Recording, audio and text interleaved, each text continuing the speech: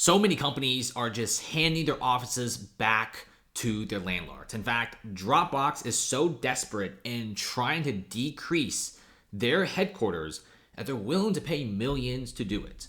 So Dropbox is giving back over 165,000 square feet of its San Francisco headquarters back to the landlord, representing more than 25% of its space there.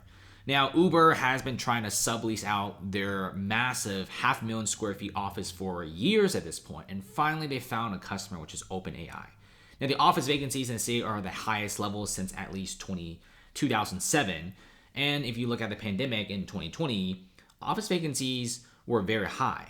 But now vacancies are even higher than that of 2020 during the pandemic. How crazy is that? And Dropbox isn't the only company doing these. We're seeing many other companies doing the same exact thing. You got Salesforce shutting down several offices, Airbnb is shutting down several offices, and you also got Adobe, Slack, and so many of these startups are just leaving the city. And it's really sad to see this kind of stuff.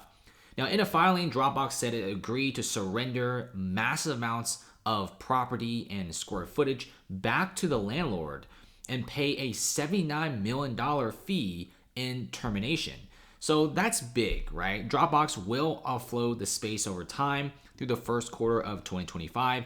And the CEO even says that trying to get workers back into the office is fighting a losing battle, right? Dropbox CEO says, hey, you tell office workers to come back to work, they don't want to do that. Most people just want to work from home. People, in fact, like working from home, and says that return to office push is definitely going to be failing. And he's not the only rich CEO that's saying this. We got several CEOs and several big shots in San Francisco that are saying the same thing. And of course, San Francisco is a massive tech company, right? It's just a massive lump of tech. San Francisco is famous for that. And when you have tech and when all the tech companies are embracing this online tech world, obviously not a lot of people are willing to spend millions of dollars every year just for the office. Especially now with very high interest rates, companies need a lot of cash to survive this insane economic crisis. Unemployment is ticking up. GDP spending for 2024 is going to be going down. And we're also seeing a massive softening in the markets, right? We're seeing companies that used to do really well, right? Startups making a bunch of money. But in the high interest rate environment, they're suffering. They need cash, they need capital. And Schwab is even considering shutting down even more offices because Charles Schwab has already shrank their footprint in San Francisco and their massive skyscraper in a very good district next to the ocean. They are shrinking it down from 16, 17 stories down to 6 to 7 stories. So that's a massive loss of space, and Schwab says that they will be saving about $500 million every year just by firing 2,000 workers and shrinking down some of their office space. And guess what? Schwab knows in this high interest rate environment, cash is king. So having to save this much money is a great position for Schwab to be in. And this is causing a lot of other tech companies like Dropbox, for example, scratching their heads. They're like, okay, I'm spending tens of millions of dollars every single year just on offices. Maybe I could switch things up. Airbnb is in the same thing. They've already canceled several of their leases. We're seeing Facebook, even WeWork, right? Who specialize in like leasing. They're like a really hip landlord, I guess. They're into that co-working space. Even WeWork can't survive this sort of environment. Offices are just so unpopular right now, and they're going downhill. WeWork is going bankrupt after losing 98% of its share value.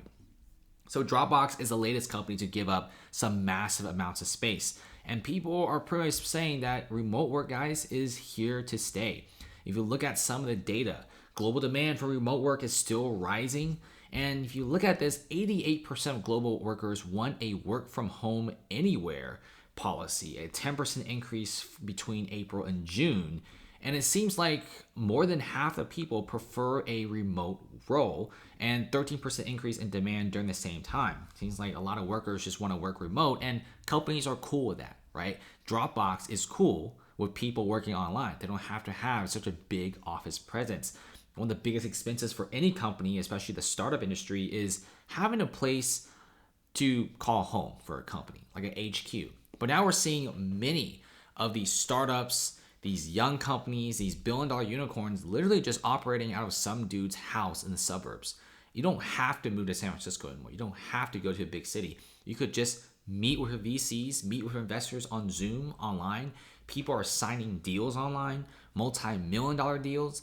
And Dropbox is seeing this, right? Adobe is seeing this. Adobe has also abandoned the recently leased out and recently built Hooper Street office. This is a pretty high-end office that was just recently made. Look at how good looking this office is. It's just recently built. It's a low rise. It's in like Mission Bay, which is pretty good, cool restaurants. And Adobe is straight up just saying, yeah, we're out. We don't want to stay here anymore. And they're vacating 6-digit square footage of spaces. That's insane. And this is really affecting cities like San Francisco, right? If you look at Starbucks, for example, if you look at McDonald's, for example, even in bad economic times, usually downtowns, the McDonald's and Starbucks tend to do pretty well, right? Especially like the Mickey D's. But McDonald's in downtown San Francisco actually closed down because they're saying there's no tourists and no office workers. Starbucks in San Francisco also closed about 7 stores, and the Lucky Supermarket also closed 3 stores in a single day. And that's a grocery store, not a restaurant. It's a straight up massive grocery store. Shuts down 3 massive grocery stores in the Bay Area. And that just shows you that many people just don't really want to go back. The gig economy is growing than ever before. And obviously there's a lack of job protection, but it seems like everyone likes to work on Fiverr, and people are making literally 6 figs just in the gig economy. And the gig economy is getting bigger than ever before, especially even big corporations like Microsoft, Apple, Meta are hiring gig workers on a daily basis. So Dropbox, yeah, of course, they're dropping their office space. Now, what does this mean for the city? Here's the thing. The city itself, even with the remote work, I think a lot of companies will be willing to stay simply because of like the big tech culture. But because the city has such a high crime rate recently, right? Like you don't really want to open your business in a place where there's the highest amount of car break-ins. That's probably one of the dumbest things to do. And if you look at Oakland, it's terrible. San Francisco, it's pretty terrible, right? We're seeing a lot of crime, car break-ins, shoplifting, a lot of petty theft everywhere. This is very difficult for people to open a business. It's so hard to open a business here. Even their downtown mall, Westfield Mall, right? This is supposed to be one of those locations that's recession proof. Malls in the middle of big downtown cities, they tend to do fantastic. But even this mall has closed down with 50% whopping vacancies because of intensive shoplifting.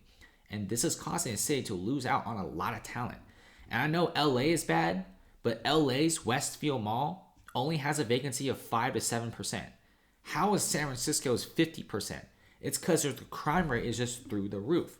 And you kind of see why many of these other major players like Dropbox, Adobe, and Salesforce all shrinking their offices. It's for good reason. It's not just because return to office push is hard to do, but the cities itself just don't offer any incentives for office workers to willingly come back. I guarantee you, if San Francisco pretty much says that they're a very good city, it's clean, it's nice, it's safe, I think a lot of workers are willing to come back.